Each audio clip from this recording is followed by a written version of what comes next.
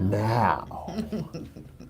I'm Andre, and my illustrious co-host, say your first name and let the people know how you're feeling. I'm Mara. Hello. I'm feeling fabulous. And I am Michelle. Hello. And this week, Michelle is taking us on another journey in conversation. We're continuing on our great conversation we had last week. So, Michelle, take it away. All right. Okay. All right. Just want to hold it. Sure. Okay, so last week we talked about starting with the end in mind. It was a very powerful conversation, not just about, having the end in mind in business, but just like overall with what you do. We heard from Andre and Mara, who we got some insight, and they just figured out what they were really good at, what their gifts were, and also their social impact that they wanted to have. So no matter what they're ever doing, whatever they get involved in, they always have a social impact as well.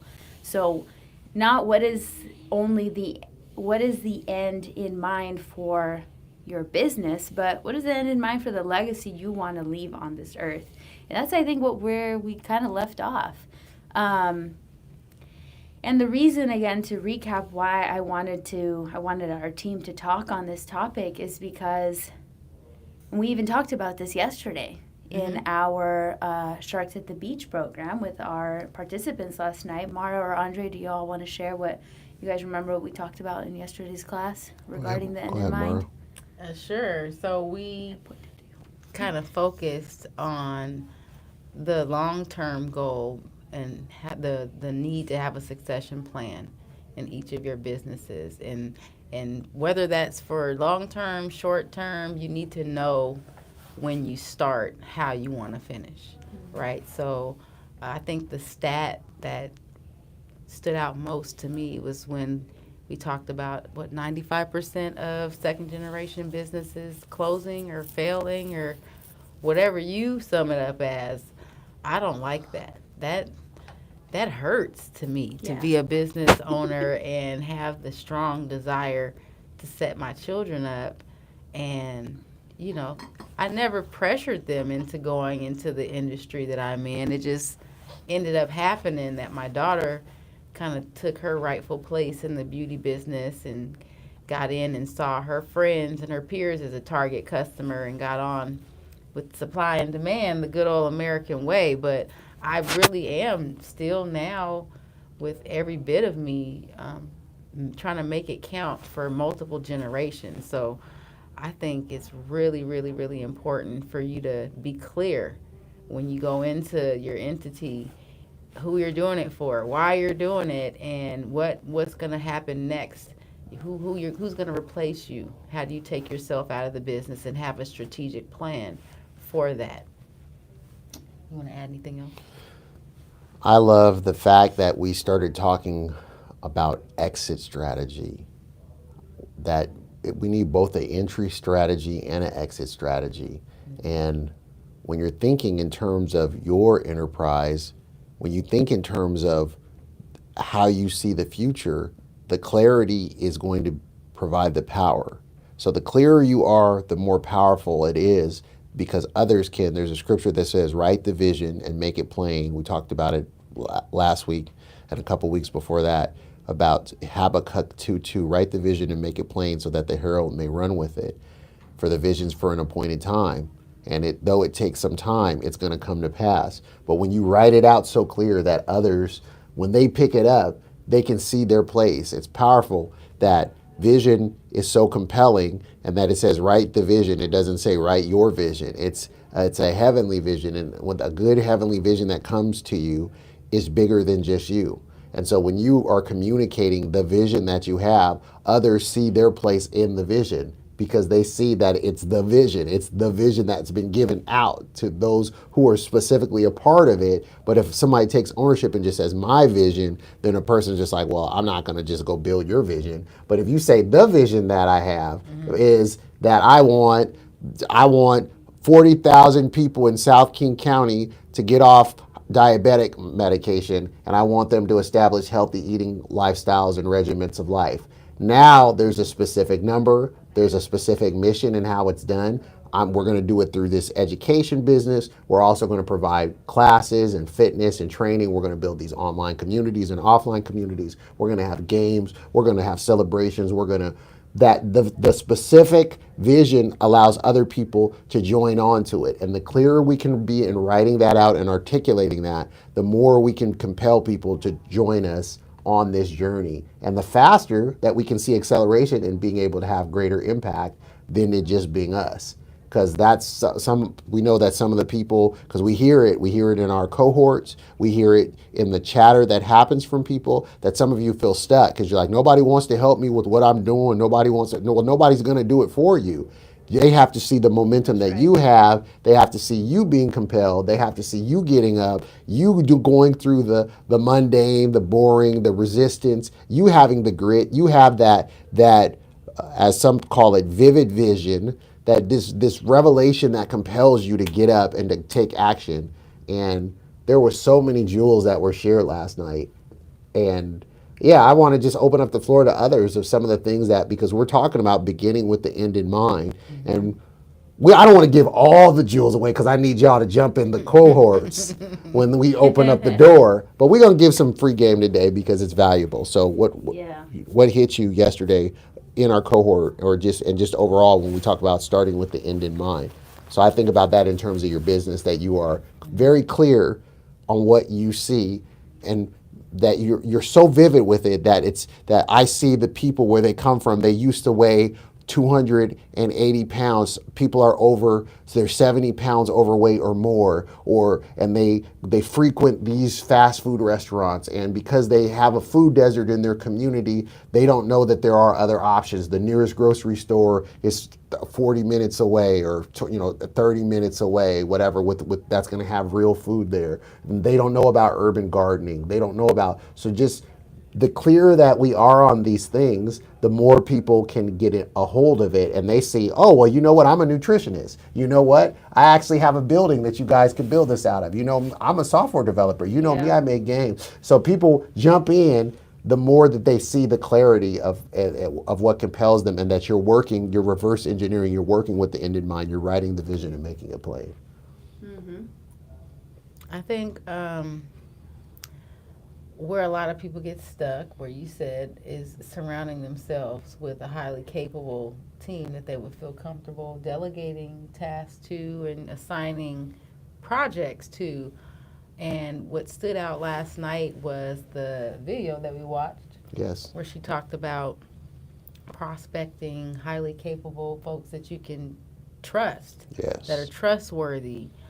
So character really means a lot, in business. Like we were kind of discussing that earlier, just how you deal with people, it really reflects your level of care, and people feel that. Like just dealing with a child, they can always sense who's, up to something, and they kind of know this is good energy. Let's go this way. So, when it comes to your business and you're thinking long term, be very selective, of who you trust with your business and your ideas, and, potential partnerships.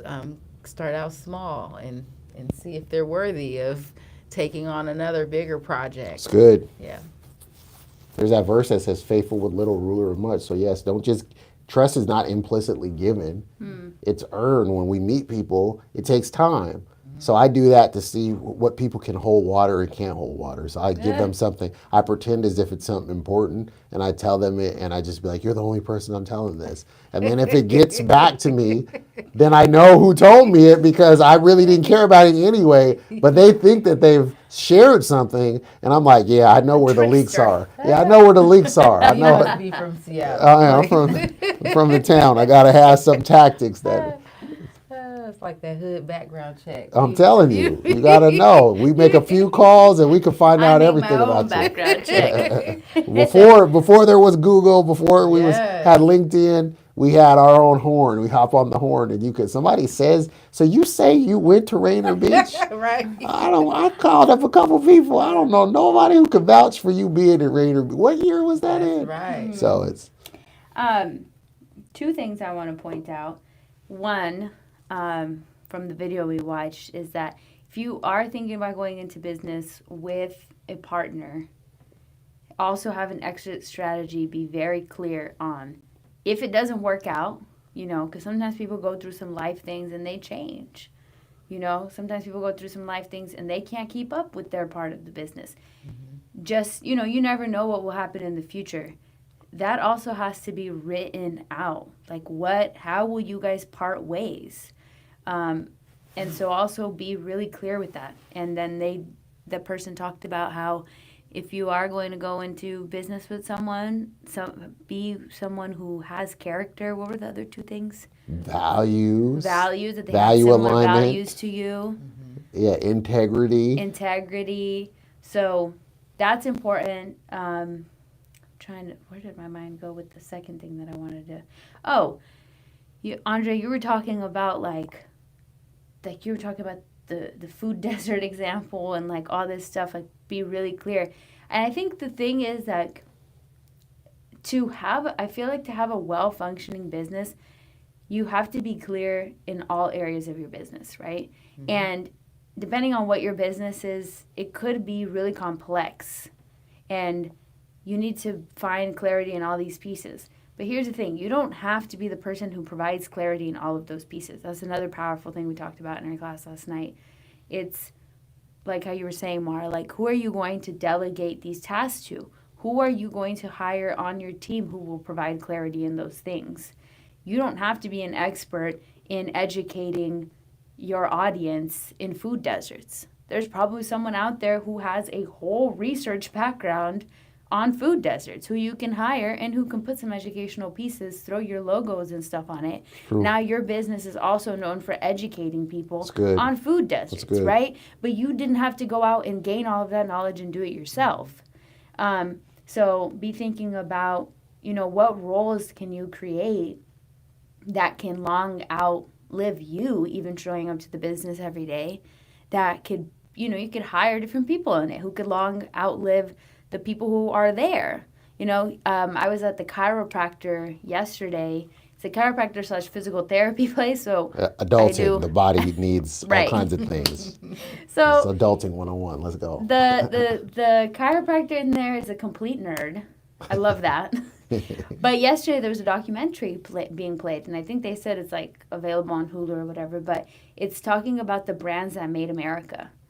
It was crazy. Like, it was a lot of things that I just didn't know about, like the Kellogg's family and how Hershey's was made, things like that. But it just made me think, like, these guys literally just sat at their desk and they popped around the office. They would pop in, like, to where everything was being manufactured. They'd pop into the scientists. They'd go into business meetings. They didn't need to be everywhere, Set up systems. And eventually, Hershey's is still around. That guy's dead. Yes. Okay, Kellogg's is still Hershey's around. not alive. That guy's dead. Yeah, like true. everybody's dead. Yeah. And a lot of them, like I think they were one of them. I don't remember if it was I think it was I don't remember. It was one of those big founders. Like Mars, Kellogg's, Hershey's. Yeah, he had a 4th grade education. It's powerful. And he went into a bank, and this banker kind of did his math wrong. So the banker kind of messed up and went off and gave him $1 million loan. Back then, it was worth like $12 million, like $24 million. Shout out to the bankers that can't count. I need to run into y'all. Okay. We need that. We need that grace that you do it. You do it on abundance, not the opposite way that he gave less. Shout out to the bankers that can't count. Because they were just like, man, how did they give a guy who doesn't even have, he dropped out of school in 4th grade. Like, what? Wow. But he just knew who to hire. Like, he hired a chemist who came in and the chemist accidentally made the chocolate. He messed up kind of, and he was like, Wow. "You taste this?" And then it had like this little sour taste to it, and that was different from anything in the world. So then he was like, "That's it. like, we're running with that. And the guy was like, no, but that's not what I meant to make. He's like, well, you made exactly, pulled out $100 bill from his wallet and paid him. And the guy was like, what? Because back then 100 was like probably like 10 grand or something. So he was looking at it like, okay, thank you. But it made them $1 billion company later on. So, and there's just so many examples of this in business where, like, if your vision is clear and you can delegate that to different people, you can create a long-standing business. Mm-hmm. And like Mara said, 95% of businesses that are passed on to the second generation in your family, that's not what they're passionate about. Right. Your kids they never asked for you to make chocolate bars. They don't want to show up and tell people how to make chocolate bars. True. They may not even be entrepreneurs themselves. But what you can pass on is money. What you can pass on is real estate, assets. So this is why an exit strategy is really important, right? Because if it does get to that point where you realize, hey, nobody wants to take this business, no one in the family wants to take this business, you can cash out for a large profit that you can invest in that you can leave to your family. That's good. It's a multi-generational play. It's very difficult when you are handling the fires of the day, the tyranny of the urgent, they say. So the things that are always demanding your attention. People seldom, and you find this, that so many people that we know in our circles, that we all grew up in this city, so I can say this to this crowd, but wherever you're at, that there can be people in your family, there could be friends, associates, just people you know in your community where they're always just surviving. So because they're just surviving, the same fires and patterns just keep popping up. And then they don't recognize that when they do have the time available to just sit and think, it has been colonized with other things that fill up their calendar, that have nothing that brings benefit to them. I applaud that my colleagues that I'm sitting on here with, and then the one that's absent, don't be absent. Shout out to Jalil. But he's doing great things. And I tease him, he's doing great things. But my colleagues that are here, it's powerful because I know that they continue to be on a growth curve. They continue to have a curiosity. They're not just content with everything that they know. They haven't just tapped out and just allowed their mind to go, what is that word when a muscle's not working? Atrophied. They don't allow their mind to just atrophy. Word. And to sit, I didn't know that one. They don't allow their mind to just sit there and just, however a person hasn't moved their arm for a while or whatever, they have to go through physical therapy for it because the muscles have atrophy. They don't allow their brain, these two, they don't do that. I hear them, I read this, I watched this, I went to this, I went to this class, I'm taking this course, that's a constant. And so as a business owner, if you think that yesterday's information and last year's information alone is going to carry you into the world that you're in now and the world that is to come, that's where we're mistaken. So to hear about all those that we talked about, to hear about people thinking multi-generationally, to hear people not just being content with what I can do now, I want to challenge you that if you haven't made time daily to sit back and think, make that time. Take that time to sit back, quiet everything down, and get with a notepad. We encourage people to get a Bible and just sit and hear from the Creator and get clarity on what's in your heart. Where do I want to be? Where do I want my business to be in 5 years? What type of in 10 years, in the next 3 years? What type of employees so in 2027, in 2028, what will my business look like? How many customers will we have? How much will they be generating monthly, both gross and net? What type of opportunities will open up as a result of this?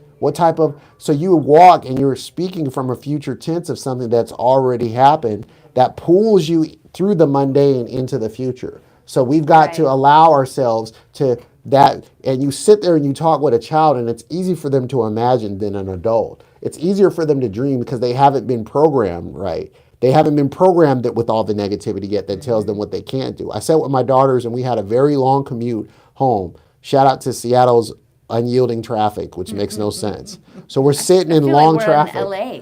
I'm telling you, it's just you're moving at a snail's pace. And I said, I gotta make this time meaningful because I'm irritated, and if I'm irritable, I'm no good to my children. So I'm listening to a podcast, and I asked a good question, and I said, to anyone that was on the podcast. Yeah, I asked them. I said, what do you want?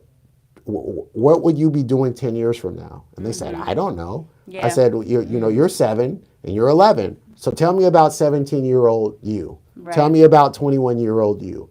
And then they start pausing and thinking about it. And then they start telling me things about 21-year-old them and what they'll be doing. 17-year-old them. Oh, I'll be in my last year of high school. I'll have 1 year, 2 years, I'll be a junior in high school. So by that time, I'll be doing this. I'll have done this, and I'm doing this, and I'm doing this, and this is the type of dog that I have. What color is the dog? I'm asking these questions to get them to deploy their imagination, because I want them to envision, and I want them to write it down. Right. And I recorded it for them so that they could hear it, because I want them to be able to go back. And I'm saying this and sharing this to you because I'm not telling you a children's story. I'm telling you something about you. Where are you at with getting very clear on what it is that's in your heart and what you want to do? Some of us are frustrated because we finish the day, and every time you're closing your eyes, you're unsatisfied because there still was the one thing that you knew you were supposed to do that you didn't do.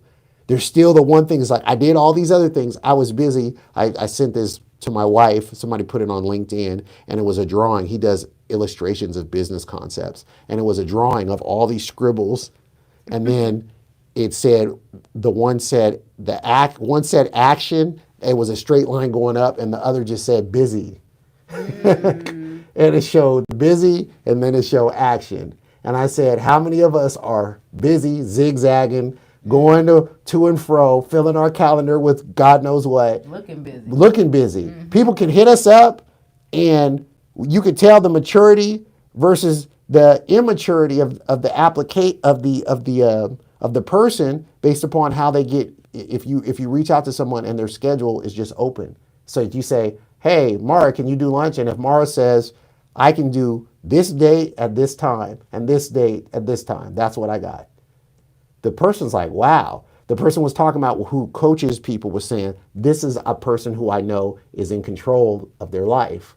This other person that's like, oh yeah, I give me a minute. I'll meet you at the spot. Like, it's a difference. Now, we know that there's closeness of relationship that can determine that, because you could have a mom or a parent or something, and you're going to move everything out of your schedule to see them. But the principle was, one person is just basically reactive and the other is proactive. The proactive person is saying, this is what I have available. The reactive person is saying, oh yeah, sure. You need me to do this? I'm ready to dance. I'm ready to juggle. Let's go.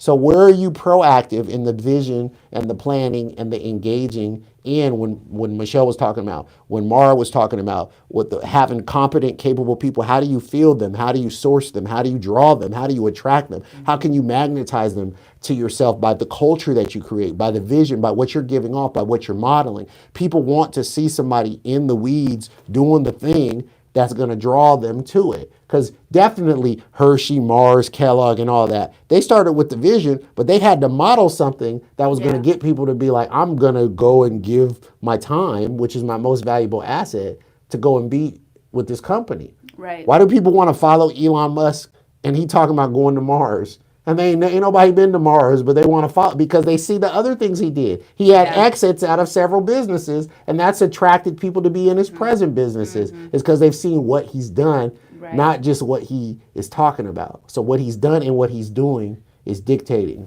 What I was going to say is also, like, as you're working towards your exit strategy, right? Like, I mean, somebody, like the video we watched yesterday said, like, you're probably going to be in that business for a good 5 to 10 years as you're building it before you're going to head out. 5 if you're lucky, 10, putting in some good work. But, just be thinking every single day, where can you add value? Because it makes me think of someone who was in our Sharks at the Beach program and came back to us and was looking for an exit strategy. And we sat with them and, honestly, in the moment, they didn't really totally understand the value of their business. They were like, well, I need to go figure that out. I'll come back. But if you're really tied to that exit strategy and, flipping it and moving on, I don't know if it was one of you that shared this, but or maybe in the video, but it was something about the people who made the Halo ice cream. I think it was in the video that we It watched. was Chris was sharing this. Oh, Chris was sharing it. I don't know. They sold the company for maybe like $10-20 million, and they Yes. turned around and invested that money And candy. and then with candy, and then tripled their money, and then now they exited that one, and now they're doing it again. So it is. They're playing a game deliberately. Yeah, and it's something you can totally do if you have that exit, But this is why you need to have that exit strategy in mind from when you start. It needs to be a part of your beginning plan, because again, like, clarity is power. So if you're clear, I want to be out of here in 5 years. I want to be out of here in 10 years. I want to make I want to sell this company for X amount of money. It's very clear on what benchmarks you have to reach and when to reach it. That's good. Because there's nothing that tells you can't reach those goals. You can. You just need to be clear about it and have a plan on how to get there. The other thing that I would say, my sister last night, she was listening to the last piece of our Sharks at the Beach class, and she was like, she asked me, about some business idea she had, if she could join the program next year, all this stuff. But I told her, I said, even if you don't join the program, one of the biggest things that I would tell you is, because she was like, I'm so scared of, like, failing. I'm scared of, like, that's what I hear. A lot of how you people learn. fail. Like, I'm scared of, like, losing. Like, And they're people still say here. they lose money. And she started sharing all these stories with me. And it was like, that's funny you say that, because this person that came in to sell their business, and they had the same exact problem. They had a falling point at that point. But I just told her, I said, invest in a business coach. Like, the business coach will help you have a lower probability of failing. If you're scared of failing that much, I mean, I And was she like, could even buy. She could even buy a business already. Right. She could buy a business. and then she was like, really, I could? I was like, yes, like it's already that's not a thing. failed. So I was telling her, I was like, if you're scared to fail, like, you're still going to fail, right? Like, you're going to get something wrong. You Like, gotta learn. some type of thing happens. She's thinking about opening a venue spot. I'm like, maybe the pipe burst. Something happens. Yep. Some hardship comes along.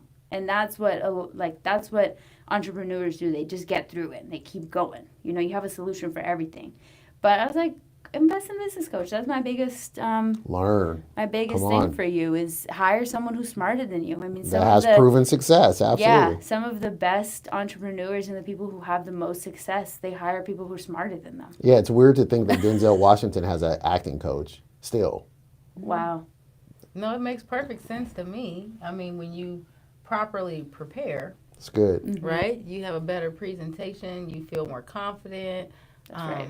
And so we're getting ready to wrap, but I just wanted to circle back to some of the things you said, because having a succession plan means thinking of all the things that could possibly happen Life in your insurance. business too. Living trust. In addition to that, just in the day-to-day operations, if you're not thinking about it, who is going to think about that pipe that burst? Like, where is the list of the plumber that you call if you're not there? There you go. Things like that. It's Yeah. really important. And so as we're reflecting on some of the successful entities that have been around for decades, I just want you to be faithful to your entity, your enterprise, your idea that God has placed in your heart, because if you make it look like it's a daunting task, the next generation is not going to want it, So try and So real. create a business that is joyful, Yes. that, Yes. that's your passion project, but you systematize it to where that's a money-making stream of income that your kids can't help